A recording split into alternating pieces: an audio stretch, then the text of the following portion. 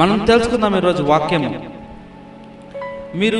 మీకు ఈ విషయం తెలుసా? లీనింగ్ టవర్ ఆఫ్ పీసా అనే ఒక టవర్ ఉంది తెలుసా? ఆ టవర్ వంగు ఉంటుంది ఇట్లాగా. అదొక 7 వింతల్లో అదొక వింత. ప్రపంచవ్యాప్తంగా వింతలు ఉన్నాయి కదా, 7 వింతల్లో అదొక వింత. ఆ బిల్డింగ్ ఏంటంటే 810 సంవత్సరాలు కట్టారంట బిల్డింగ్ ని. అది ఎంత ఎత్తు ఉంటుందంటే 179 అడుగులు ఎత్తు ఉంటుందంట. కానీ దాని ఫౌండేషన్ మాత్రము 10 అడుగులే. హల్లెలూయా. మనము ఒక 10 అడుగులు 20 అడుగులు గోడ కడుతుంటేనే మనము ఎంత వెళ్తాం లోపలికి? 7 అడుగులు 8 అడుగులు వెళ్ళిపోతా ఉంటాము. అటువంటిది 179 అడుగుల ఎత్తున్న ఒక పెద్ద పిల్లర్, ఒక పెద్ద స్తంభము. అది ఎట్లా ఉంటుందని దాదాపు ఆ చెట్టు దగ్గర నుంచి లాగా చుట్టూరు ఇంత పెద్దగా ఉంటుంది. అది తిన్నంగా ఉండదు, బిల్డింగ్ వంగిపోతుంది ఇట్లాగా. ప్రతి సంవత్సరానికి 1 ఇంచులో 12వ వంతు వంగుతుందండి ఇట్లాగా. ఎందుకంటే దాని పునాది 10 అడుగులే. ఆ పునాది వేసింది కూడా ఒక బురద మట్టిలో, ఇసుక బురదలో కట్టారంట దాన్ని. వారు కట్టేటప్పుడు పెద్ద కట్టాలని కోరుకోలేదు. గమనించండి, వారు ఆ బిల్డింగ్ కట్టేటప్పుడు ఏదో పెద్దది కట్టాలి, అది కూడా వింతల్లో ఒక వింత అవుద్ది అని కట్టలేదు వాళ్ళు. ఏదో కట్టారు మామూలుగా. కానీ ఈరోజు వింత కూర్చుంది అది. ఆ వింత ఈరోజు డేంజర్లో ఉంది. గమనించుకోండి. ఈరోజు మీరు చిన్నప్పుడు కానీ మీరు జీవితంలో ఉన్నప్పుడు పునాదులు కానీ పెద్ద అవుతుంది అనుకోవాలా. మీరు కూడా ఒక బిల్లీ గ్రహాము, మీరు కూడా ఒక జాయిస్ మేయర్స్, మీరు కూడా ఒక మదర్ తెరీసా, మీరు కూడా ఒక అపోస్తలుడైన పౌలు, మీరు కూడా గొప్ప గొప్ప దినకరన్ లాంటి పెద్ద పెద్ద వ్యక్తులు అవ్వాలనుకోలేదు మీరు. కానీ దేవుని కృప ద్వారా మీరు అవుతున్నారు అక్కడ దాకా. అవుతుంటే మరి మీ పునాది ఏంటి గమనించుకోండి. ఆ రోజు ఆ స్తంభము 810 సంవత్సరాలు కడుతూనే ఉన్నారంట. ఒకటి కట్టడము ఆపేయటము, ఒక రాజ్యం కూలిపోవటం, ఇంకో రాజు వచ్చి ఇంకోటి కట్టడం, మళ్ళీ కూలిపోవటము, మళ్ళీ ఇంకో రాజు వచ్చి మళ్ళీ కట్టడము. ఎంతమంది కట్టినా కానీ పైకి కట్టుకుంటూ వెళ్తున్నారు కానీ ఎవరు కింద కట్టట్లేదు. కట్టడానికి అవకాశం లేదు. బిల్డింగ్ కట్టాక ఫౌండేషన్ కట్టలేరు ఎవరు. గమనించండి, ఎవరైనా సరే బిల్డింగ్ కట్టాలంటే ముందు ఫౌండేషన్ వేయాల్సిందే. ఫౌండేషన్ వేసిన తర్వాత బిల్డింగ్ కడతారు. మన జీవితాల్లో కూడా ముందు ఫౌండేషన్స్ లేకుండా మన క్రైస్తవంలో మతం అనుకుంటున్నామో, లేకపోతే ఇది ఆచారం అనుకుంటున్నామో, పద్ధతి అనుకుంటున్నామో, విధానం అనుకుంటున్నామో, కానీ ఏదనుకున్నా కానీ మనం పైకి వెళ్ళినా కానీ అది వృధా. హల్లెలూయా. ఏంటంటే యేసుక్రీస్తు ఒక మతవాది కాదు, మతాన్ని చెప్పడానికి రాలేదు. ఆయన వచ్చింది తన రాజ్యాన్ని బోధించడానికి కోసము. ఆయన రాజు. మీరు చీకటి రాజ్యంలో ఉన్నారు. మీరు అంటే మీరు అనుకో, నేను కూడా ఉన్నాను దాంట్లో. ఒకప్పుడు చీకటి రాజ్యంలో మనం ఉండంగానే ఆ చీకటి రాజ్య విధులు సాతాను మనకు బోధిస్తుంది. అది వినుకుంటూ మన జీవితంలో ముందుకు వెళ్ళిపోతున్నాం. అప్పుడు యేసయ్య వెలుగు రాజ్యంలో నుండి వచ్చి తన రాజ్య విధులను మనకి బయలుపరిచాడు. హల్లెలూయా. గమనించండి అందరూ. ఈరోజు నేను చెప్పాలనుకుంటున్నాను ఒక చిన్న కథ. ఆ కథ 2 బిల్డర్స్. ఎవరండి? 2 బిల్డర్స్ అన్నమాట. ఒక గృహం కట్టేవాళ్ళు. ఇప్పుడు ఒక వాక్యం ఉంది, స్త్రీ తన జ్ఞానవంతురాలు తన ఇల్లు కట్టును అని ఒక వాక్యం ఉంది. బైబుల్ ఎక్కడ లేదండి జ్ఞానవంతుడు తన ఇల్లు కట్టలేదని. ఉందా లేదా? జ్ఞానవంతురాలు తన ఇల్లు కట్టును, అది ఓకే. మరి జ్ఞానవంతుడి సంగతి ఏంటి? ఆడవారు ఇల్లు కడుతున్నారు, బాగానే ఉంది. మన మగవాళ్ళ సంగతి ఏంటి? లేదు లేదు, అట్లా జ్ఞానవంతురాలు తన ఇల్లు కట్టును అనేది ఇక్కడ 2 రకాల సాదృశ్యము. జ్ఞానం అంటే క్రీస్తు అనేది, జ్ఞానం అంటే జ్ఞానవంతురాలు అంటే ఒక స్త్రీ కూడా ఇల్లు కడుతుందని. ఇక్కడ చెప్పేది ఒక పురుషుడు కూడా ఇల్లు కడుతున్నాడని. చూసుకుందాం ఈ రోజున. మత్తయి రాసిన సువార్త 7వ అధ్యాయము 24 నుంచి 27 వచనం వరకు చూసుకుందాం. లీనింగ్ టవర్ ఆఫ్ పీసా మనం చూసుకున్నట్లయితే ఎట్లా వంగుతుందో, ఎంత వంగుతుందంటే అది సంవత్సరానికి 1 ఇంచులో 12వ వంతు వంగుతుందంట అది. అంటే ఇప్పుడు పిల్లలు ఎలా లేదు, ఇప్పుడు ఇలా ఉంది పిల్లలు, ఇలా ఉంటుంది పిల్లలు. మనిషి నుంచుంటే అది ఎత్తైన స్తంభం, 179 అడుగులు, చాలా ఎత్తు. అటువంటిది ఎట్లా వంగుందంట ఈ రోజు కూడా. గమనించండి, క్రైస్తవులు ఆ పిల్లర్ లాంటి వాళ్ళు ఈ రోజున చాలా మంది వంగిపోయి ఉన్నారు. సరైన పునాదులు లేకుండా ఉన్నారు. ఎప్పుడు పడిపోద్దో భయము, ఎప్పుడు నుంచుంటుందో భయము. కాబట్టి ఈ నా మాటలు విని వాటి చొప్పున చేయు ప్రతి వాడును బండ మీద తన ఇల్లు కట్టుకొన్నని బుద్ధిమంతుని పోలి ఉండెను. చాలండి. అంటే దేవుని మాట విని ఇల్లు కట్టుకోవటం. ఇల్లు అంటే ఇక్కడ జీవితము అని అర్థం, ఇక్కడ గ్రంథములో జీవితము అని అర్థం. దయచేసి గమనించండి. ఈరోజు ప్రతి ఒక్కరూ కొద్దిగా లోతుగా వెళ్దాం. అందరూ తెలిసి కథ, ఈ కథ తెలియని ఎవరూ లేరు క్రైస్తవులు. కానీ దీంట్లో ఒక చిన్న మర్మము దాగి ఉంది. ఆ మర్మము బయటించుకొద్దాం. అందరు దయచేసి జాగ్రత్త వినండి. దేవుని మాట విని తన ఇల్లు కట్టుకున్నవాడు ఏంటంట? బుద్ధిమంతుని పోలి ఉండును. అంటే మన జీవితంలో ఏ విషయము, ఏ అంశంలో ముందుకెళ్ళినా కానీ, అది జీవితంలో ఎటువంటి అంశమైనా కానీ ఎవరు అనాలండి? దేవుని మాట విని ముందుకెళ్తే అది బుద్ధిమంతుడు పనిచేసేటంట. అంతేగాని ఇక్కడ చూసినట్లయితే ఇక చిన్న కథ వస్తూ ఉంటుంది. చిన్న కథ. ఈ కథ ఏంటంటే, ఈ కథలో ఇద్దరు వ్యక్తులు ఉంటారు. ఈ ఇద్దరు వ్యక్తులు కూడా చక్కగా ఉంటారు. వారిద్దరు ఇల్లు కట్టుకుంటారు. తుఫాన్ వస్తుంది, ఒక ఇల్లు పడిపోద్ది, ఒక ఇల్లు పడదు. ఒకరి ఇల్లు రాయి కట్టినాడు, ఒకడేమో ఇసుక మీద కట్టినాడు. ఇసుక మీద కట్టింది కూలిపోద్ది, రాయి మీద కట్టింది గట్టిగా ఉంటుంది. ఈ కథ తెలుసు కదా. ఇప్పుడు తెలుసుకుందాం. దేవుని ఈ ఇద్దరు వ్యక్తులు కూడా దేవుని వాక్యం విన్న వాళ్ళే. అర్థమవుతుందండి? ఈ ఇద్దరు వ్యక్తులు కూడా దేవుని వాక్యం విన్నవాళ్ళు. ఒక అన్యుడు, ఒకడు దేవుడు నమ్మినవాడు కాదు. చూసుకుందాం. వారు ఆ ఇద్దరు వ్యక్తులు కూడా ఇల్లు కట్టిన వారే. They both build there houses. వారిద్దరూ ఒకచోట ఇల్లు కట్టారు మళ్ళీ. ఎందుకంటే ఒక్కసారి తుఫాన్ వచ్చినప్పుడు రెండు ఇల్లు కూలిపోయినాయంటే ఒకడు అమెరికాలోనూ ఒకడు ఆస్ట్రేలియాలో కడితే సరిపోదు, లేకపోతే సౌత్ ఇండియాలో ఒక నార్త్ ఇండియాలో కడితే సరిపోదు. దరిదాపుల్లో దగ్గర ఉన్న ప్రదేశంలోనే ఇల్లు కట్టారు. ఒకళ్ళు అటు ఒకళ్ళు ఇటు కట్టుకుని ఉంటారు. ఒకళ్ళు బండ మీద, ఒకళ్ళు ఇసుక మీద. అంటే ఇద్దరు వాక్యం విన్న వాళ్ళే, ఇద్దరు దేవుని తెలిసిన వాళ్ళే, ఇద్దరు దేవుని నమ్మిన వారే, ఇద్దరు ఇల్లు కట్టుకున్న వారే. ఇద్దరు ఒకేలాంటి ఇల్లు కట్టుకున్నారు. కానీ ఒకరి ఇల్లు ఉంటుంది, ఒకరి ఇల్లు ఉండదు. ఎందుకంటే చూసుకుందాము. కొరింథీయులకు రాసిన మొదటి పత్రిక 15వ అధ్యాయం 3-4.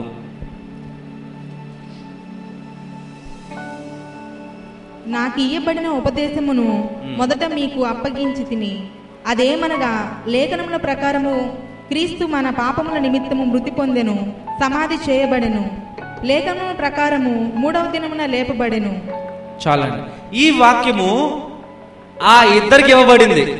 అంటే జీవితాలు కట్టబడే ఇద్దరికి. రెండు జీవితాలు కట్టబడాలంటే ఈ వాక్యం అవసరము. ఆయన వచ్చాడు, మన కోసం మరణించాడు, 3 తిరిగి లేచాడు, పరలోక ఆరోహణమయ్యాడు, మళ్ళీ వస్తాడు, మనం తీసుకెళ్తాడు. ఈ విషయం తెలియకపోతే ఎవరు ఇల్లు కట్టేవాళ్ళు కాదు. అట్లాంటి ఇద్దరు ఇల్లు కట్టారు. ఇక్కడ గమనించుకోండి. ఒక చిన్న విషయం చెప్పాలనుకుంటున్నాను. ఒకరికి మీ దగ్గర ఒక 10 ఎకరాల పొలం ఉంది, మీ దగ్గర ఒక 10 ఎకరాల పొలం ఉంది. మీరు కోత సమయం వచ్చేసరికి ఎన్ని ఎకరాల్లో పంట కోయడానికి వెళ్తారు మీరు? చెప్పండి. 10 ఎకరాలు మీ దగ్గర ఉంది, మీరు పంట వేశారు, కోతకాలం వచ్చింది. మీ కోత కోయడానికి ఎన్ని ఎకరాల్లోకి వస్తారు కోత? మీరు ఎన్నికి వస్తారు? ఎవడు 20 ఎకరాల్లో కోయడానికి ప్లాన్ చేయడుగా. మన సేవ అంతే. జీవితంలో మనం ఎంత లోతుగా వెళ్ళి విశ్వాసంతో ముందుకెళ్తే అంత హార్వెస్ట్ ఉంటుంది. అంతేగాని మనము ఫౌండేషన్ లేకుండా, మన పునాదులు లేకుండా, సరైన క్రైస్తవ జీవితం అనేది వాగ్దాన పూర్వకంగా లేకుండా నేను పంట కోసేస్తాను, ఎంత హార్వెస్ట్ ఇస్తాను, అంత కోతకాలం పనివారు తక్కువ, కోత విస్తారంగా ఉంది, పనివారు తక్కువ అని చెప్పుకుని ముందుకెళ్ళిపోయినా కానీ ఎటువంటి ఉపయోగము లేదు. అంతేకాకుండా ఒక అన్యుడు, ఒక దేవుణ్ణి నమ్మినవాడు. ఎవరండి? ఒకడు అన్యుడు, ఒకడు దేవుణ్ణి నమ్మినవాడు. ఇద్దరికి చెరో 10 ఎకరాలు ఉంది. కథ గమనించండి అందరూ. ఒక అన్యుడు, దేవుని నమ్మినవాడు, ఇద్దరికి చెరో 10 ఎకరాలు ఉంది. విత్తు సమయం వచ్చేసరికి ఇద్దరు వెళ్ళారు షాపులకి.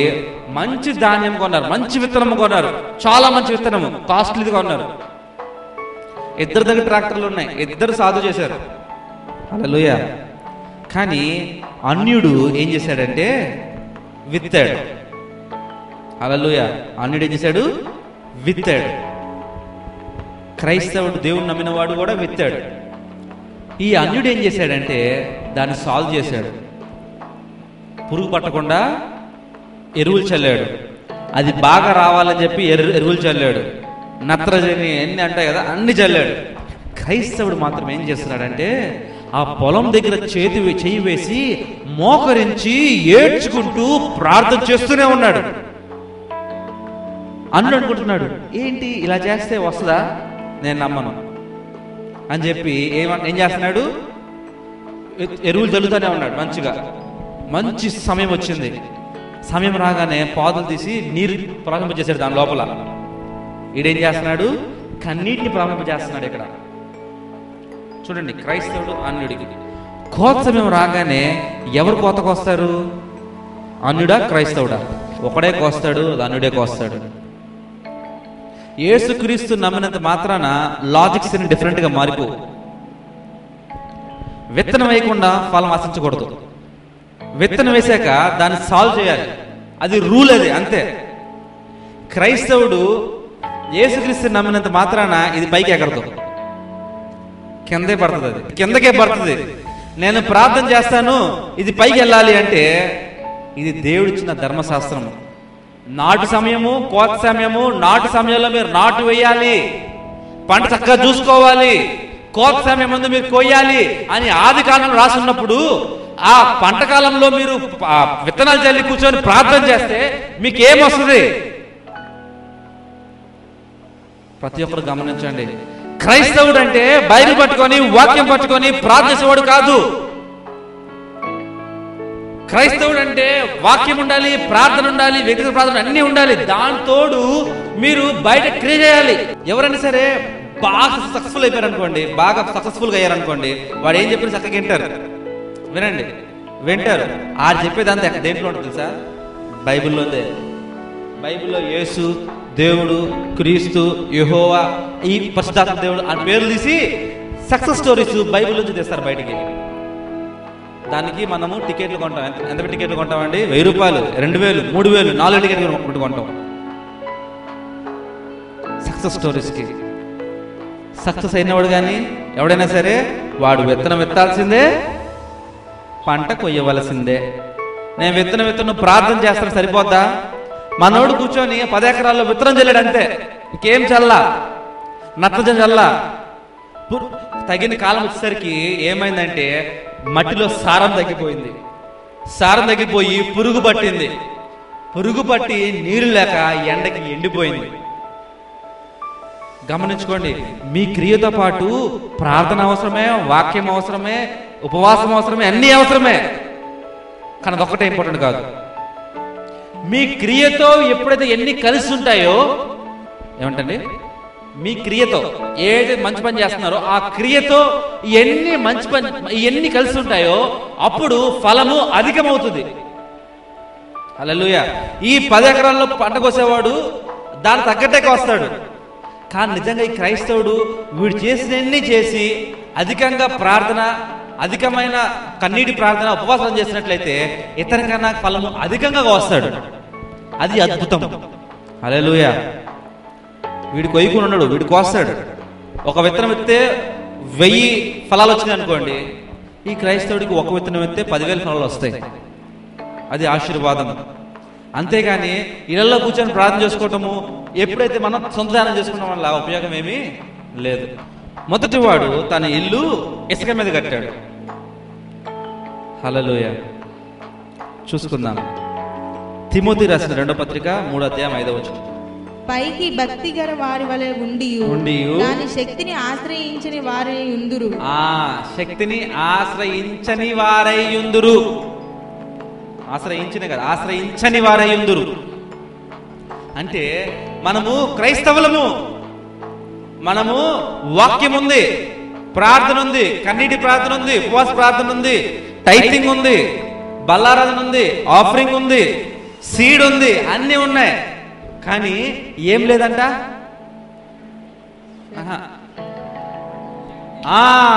ఏం లేదంట, ఎవశక్తి లేదంట. ఎవశక్తి? దేవశక్తి లేదంట. అన్నీ ఉన్నాయి. ఈ వ్యక్తికి అదొక్కటి లేదు. ఈ పంట వేసే అతనికి, క్రైస్తవుడికి అదొక్కటి లేదు. ప్రార్థన ఉంది, పంట ఉంది, పొలం ఉంది, డబ్బు ఉంది, విత్తనం ఉంది, నీరు సాగు చేసే అవకాశం ఉంది, నత్రజని వేసే అవకాశం ఉంది, ఆ పురుగు పట్టకుండా వేసే ఆ మందు వేసే ఆ డబ్బులు ఉన్నాయి. కానీ తన దగ్గర ఎన్ని ఉన్నాయి కానీ ఏమి లేదు, ఇప్పుడు శక్తి లేదు. శక్తి లేకుండా ఎన్ని ప్రార్థనలు చేస్తాయి ఏంటి, ఎంత డబ్బులు వేస్తాయి ఏంటి, ఎంత విత్తనం చల్లుతాయి ఏంటి? హల్లెలూయా. శక్తి ఎక్కడి నుంచి వస్తుందంటే, మనం చూసుకున్నట్లయితే మన ఒంటి శక్తి అంట, మనం నడుస్తుంటాం శక్తి ఒంట్లోంచి బయలుదేరదంట, కాళ్ళ నుంచి బయలుదేరదంట శక్తి. డిస్కవరీ సైన్స్ చూస్తూ ఉంటే మనం పరిగెత్తినా కానీ, నుంచున్నా కానీ, వెళ్తున్నా కానీ, ఇట్లా పట్టుకున్నా దేన్ని పట్టుకున్నా కానీ మన శక్తి అంటే మన కాళ్ళ నుంచి బయలుదేరుతుందంట.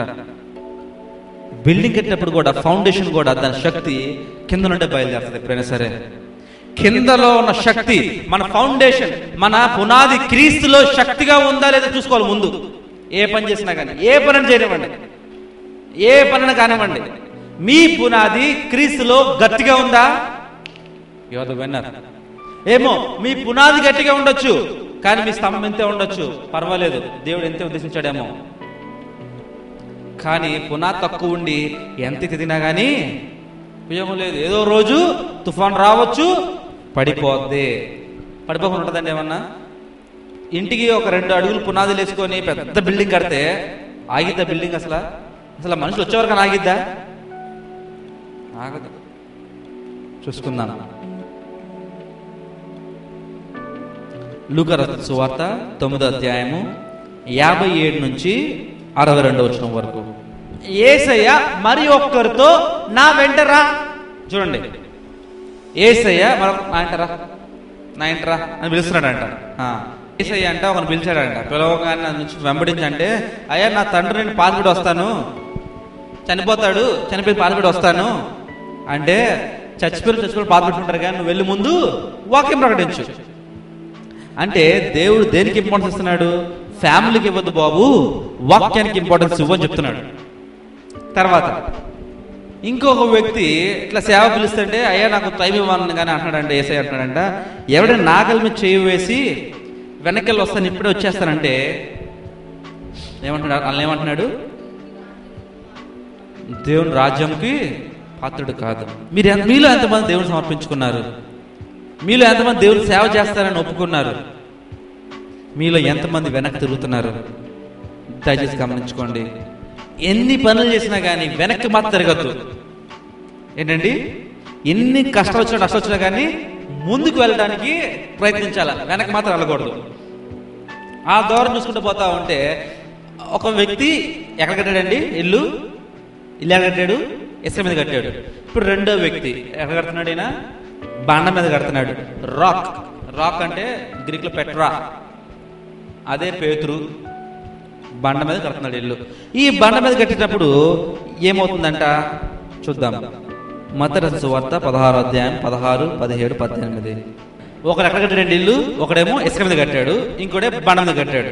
ఈ రోజు చూసుకున్నట్లయితే ఆ రోజు తుఫాన్ వచ్చిందంట, పెద్ద తుఫాను రాగానే ఇసుక మీద కట్టిన గృహము పడిపోయింది, బండ మీద కట్టింది నిలబడింది. అంటే జీవితము అనేది వాక్యం మీద కట్టబడాలి.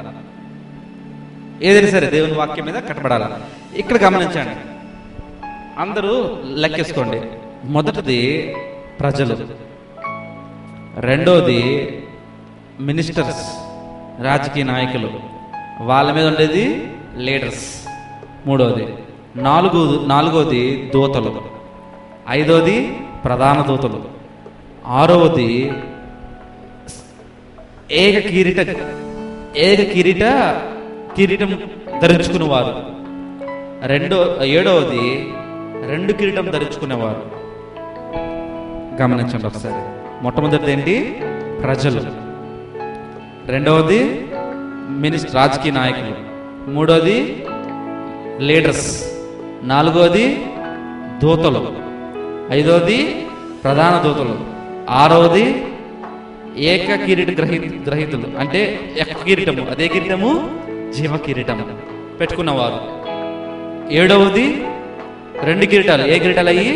జీవ కిరీటము, మహిమా కిరీటము. అంతేనండి, జీవ కిరీటము, మహిమా కిరీటము. దేవుడు మిమ్మల్ని ఆర్డినరీగా ఉండమని కోరట్లా, ప్రజల్లాగా ఉండమంటలా, ఫస్ట్లో ఉండమని కోరట్లా, అట్లీస్ట్ రాజకీయ నాయకులు కూడా ఉండదు అంటున్నాడు. మూడవది, మీరు అసలు నాయకులే వద్దు, మీరు దూతలకి ప్రధాన దూతలకే మీరు తీర్పు తీర్చువారు.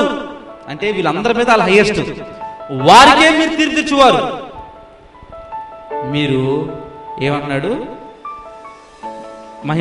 జీవకిరీటం పెట్టుకున్న వారు మీరందరూ కూడా వాక్య పరిచయం చేసి 2 కిరీటాలు పెట్టుకోమంటున్నాడు ఆయన. మన లెవెల్ అది. ఎక్కడ ఉందండి మన లెవెల్? 7వ స్థానం మన లెవెల్. కానీ మనం ఎక్కడున్నామండి ఈ రోజున? చెప్పండి, ఎక్కడున్నాం మనం?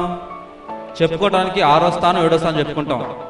కానీ మీ హృదయానికి మీరు అంతా చెప్పుకోండి, నేను మొదటి స్థానంలో ఉన్నానా, 2వ స్థానంలో ఉన్నా, 3వ స్థానంలో ఉన్నా? 4, 5 లేదు, 3 స్థానాలు దాటితే డైరెక్ట్గా 6వ స్థానమే ప్రమోషన్.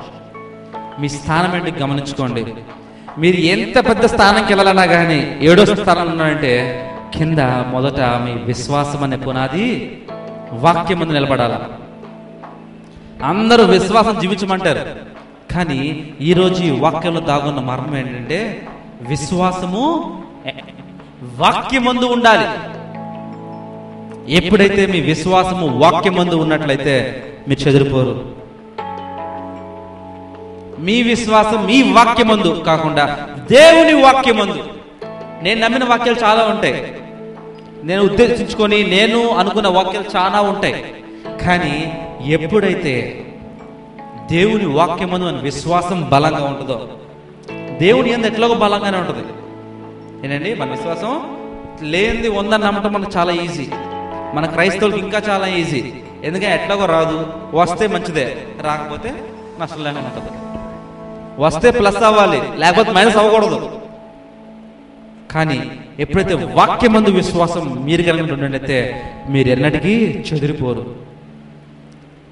అందుకే దేవుడు అంటున్నాడు, వాక్యంలో మీరు విశ్వాసంలో పునాదులు గట్టిగా ఉంటే, మిమ్మల్ని ఒక మదర్ తెరిసాలానో, మిమ్మల్ని ఒక అపోస్తలుడైన పౌలు గాను, మిమ్మల్ని కూడా ఒక దేవదాస్ అయ్యగారులానో, తెలీదు ఎవరిలాగా అయితేనో చేయొచ్చు.